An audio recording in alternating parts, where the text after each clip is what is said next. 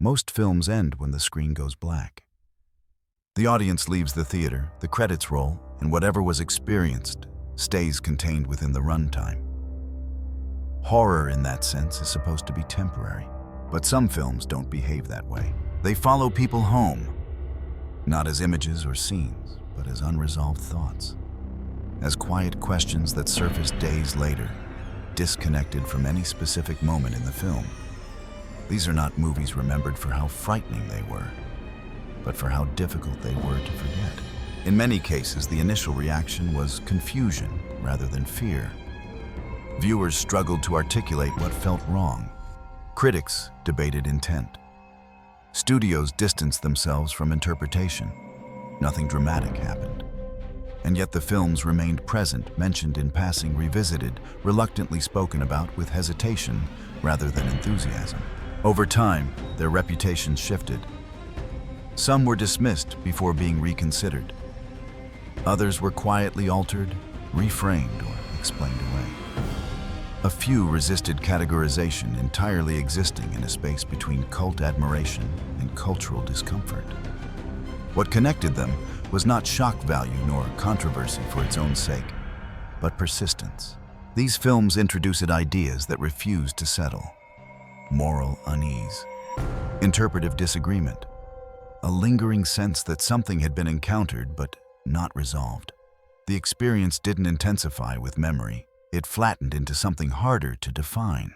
This episode isn't about what these films show. It's about what they leave behind.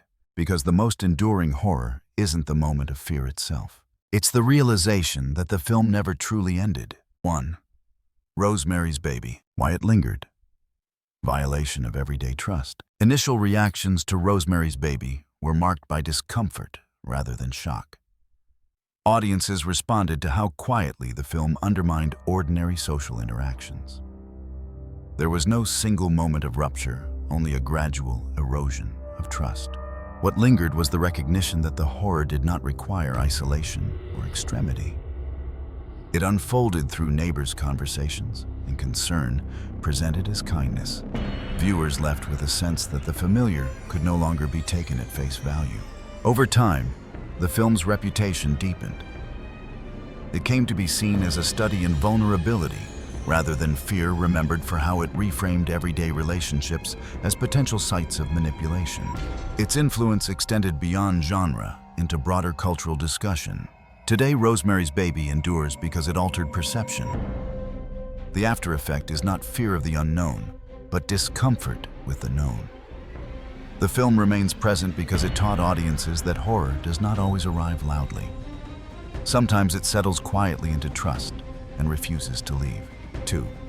The Norliss Tapes. Why it lingered confusion between fiction and documentation. Upon broadcast, the Norliss Tapes unsettled audiences through its presentation rather than its content.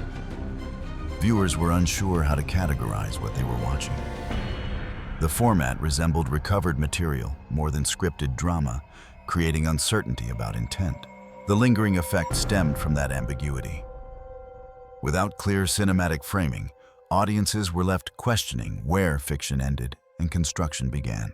The film did not reassure viewers that what they were seeing was safely contained within narrative convention.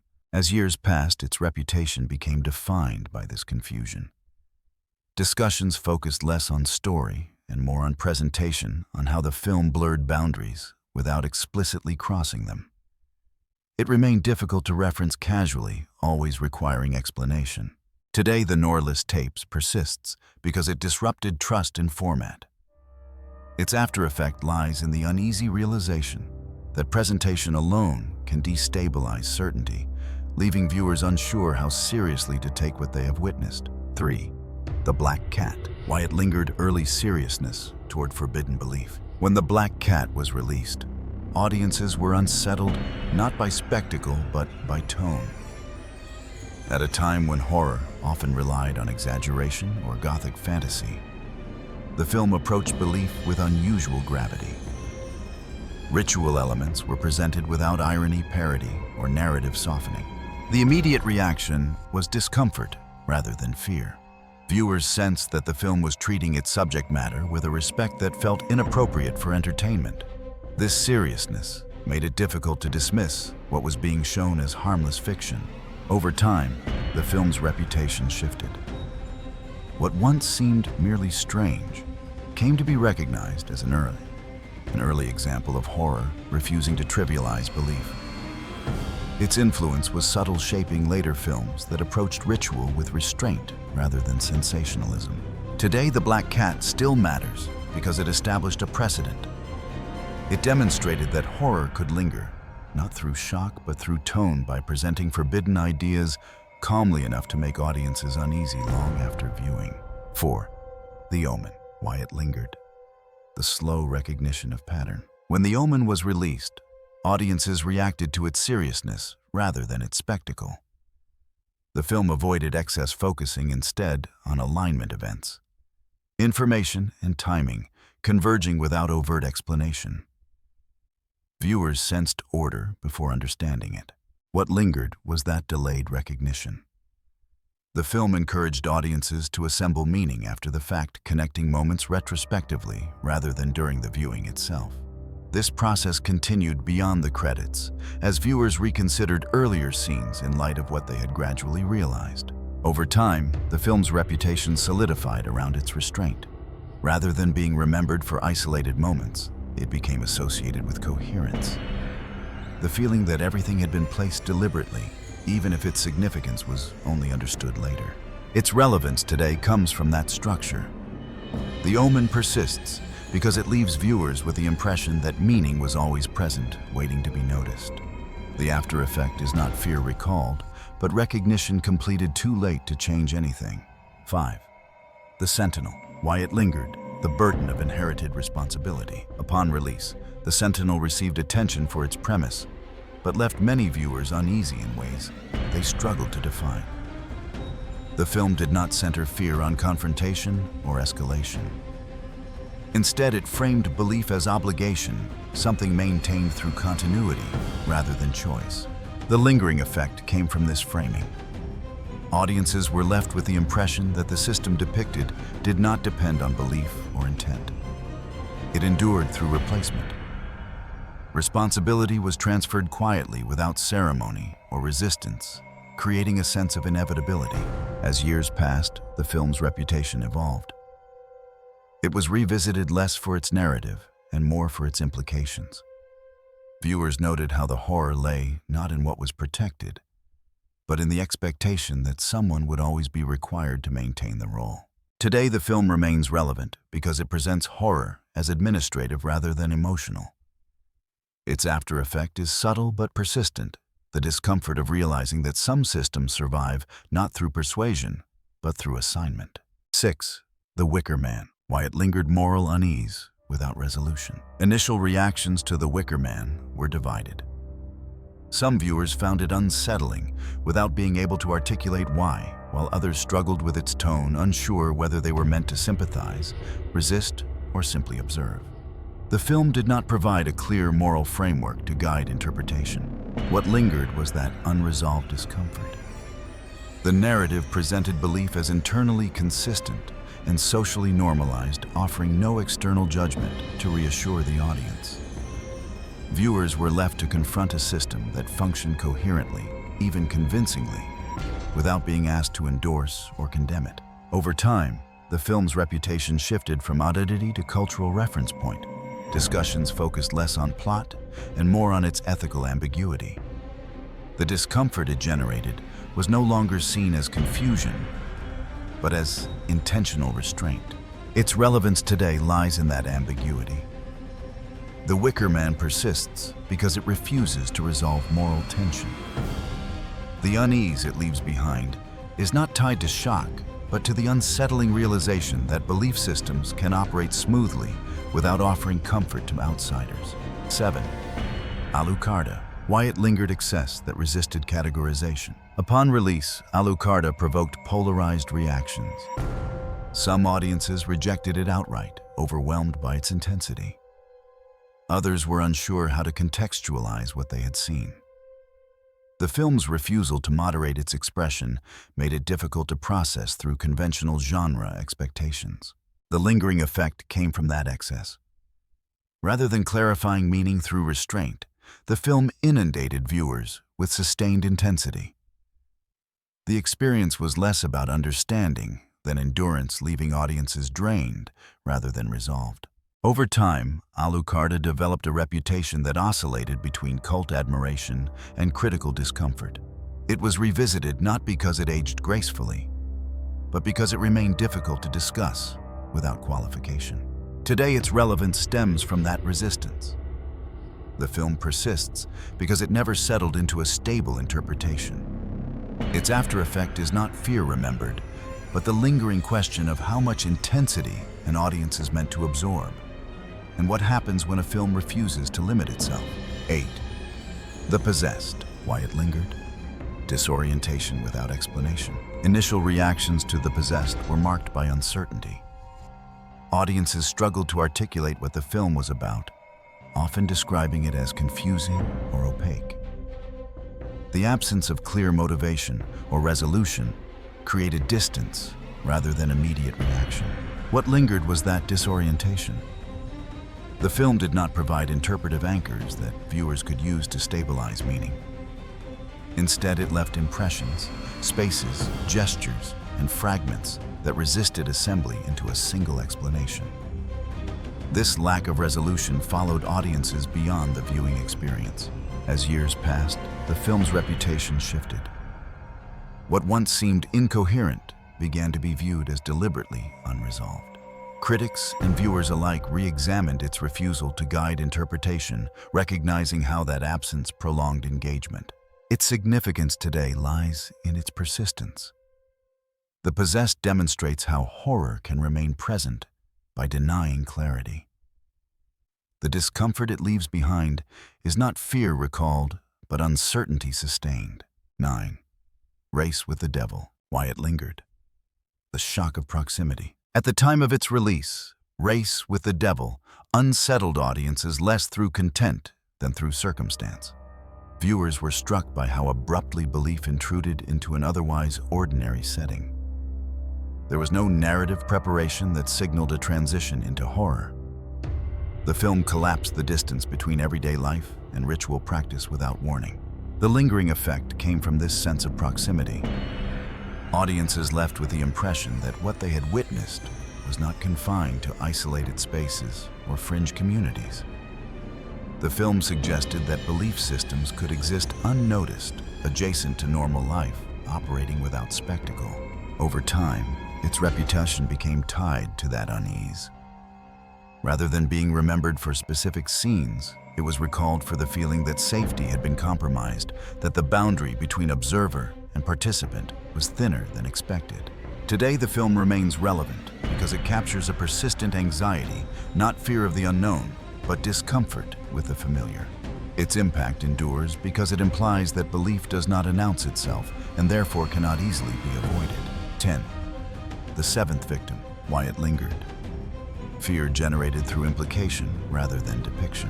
When The Seventh Victim was released, it puzzled audiences expecting traditional horror imagery.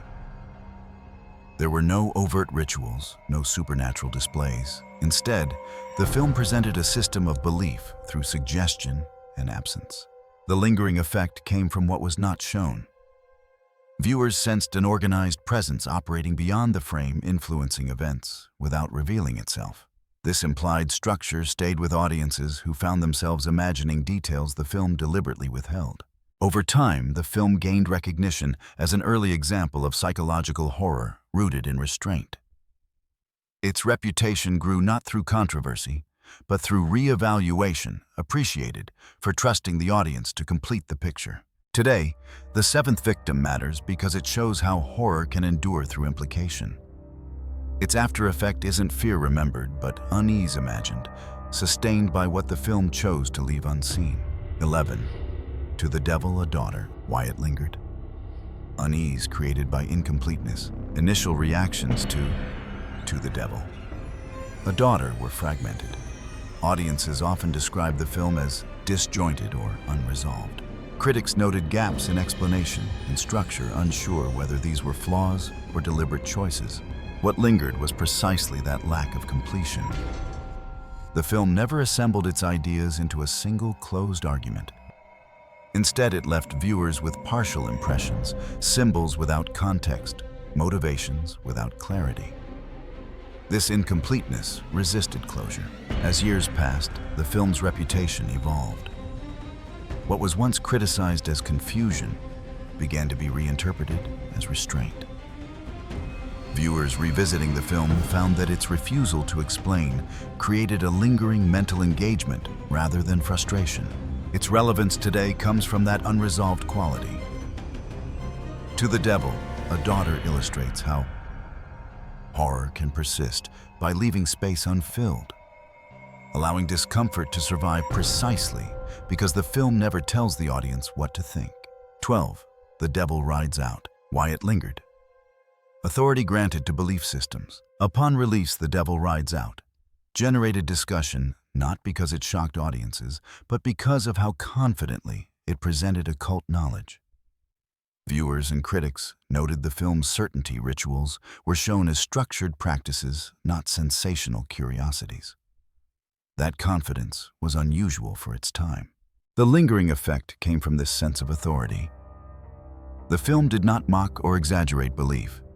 It treated it as something internally coherent and operational. For some viewers, that approach was reassuring. For others, it was deeply unsettling. The film appeared to validate systems most audiences expected fiction to safely undermine. Over the years, its reputation shifted from conventional genre entry to a reference point in discussions about how horror portrays belief responsibly or irresponsibly. It was revisited less for its scares and more for its tone of certainty. Today, the film still matters because it demonstrates how horror can persist by refusing skepticism. Its after effect lies in the uncomfortable respect it extends to what it depicts, leaving audiences to confront belief without narrative dismissal. 13. The Believers. Why it lingered. Proximity to real-world belief system. When The Believers was released, audiences reacted strongly to its grounding in recognizable cultural practices. Unlike more fantastical horror films, it drew from belief systems that felt uncomfortably close to reality. This proximity sparked debate rather than shock. Viewers often described a lingering unease rooted in plausibility. The film did not invent a world apart from the audience's own. It suggested continuity. That suggestion stayed with people particularly because the film avoided sensationalism in favor of procedural depiction. Over time, its reputation evolved into that of a film that unsettled through familiarity. Discussions shifted toward its cultural implications and the ethics of representation.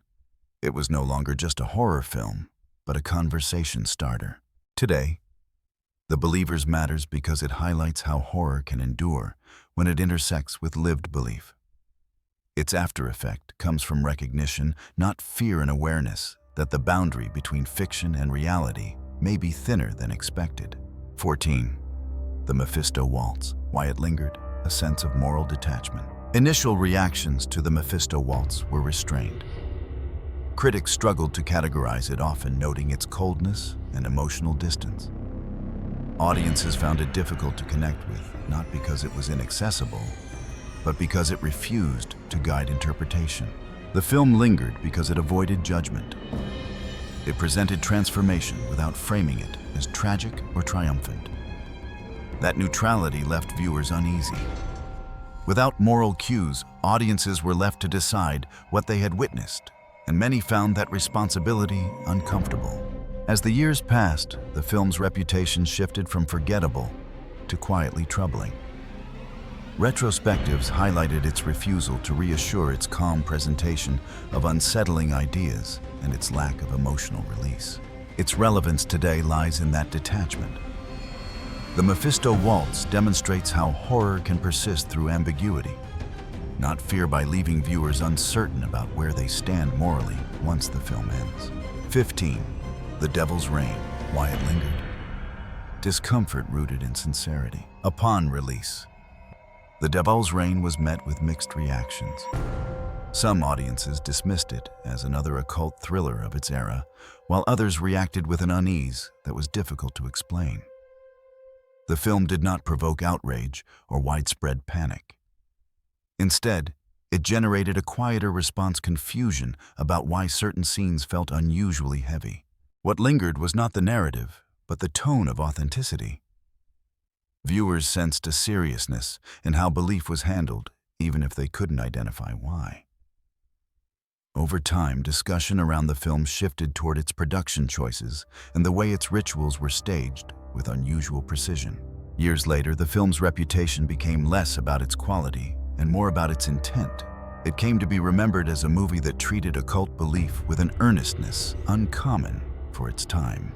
That seriousness unsettled viewers who expected exaggeration or irony. Today, The Devil's Reign matters because it illustrates how discomfort can persist without spectacle.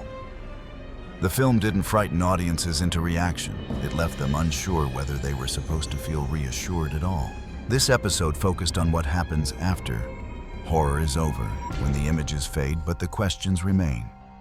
These films were not defined by how frightening they were, but by the way they stayed present in memory, reshaping how viewers thought about belief, trust, and uncertainty. Which of these films stayed with you the longest? Not as a scare, but as an unresolved thought. And is there a horror film you once dismissed that later returned in a different light? Share your reflections below.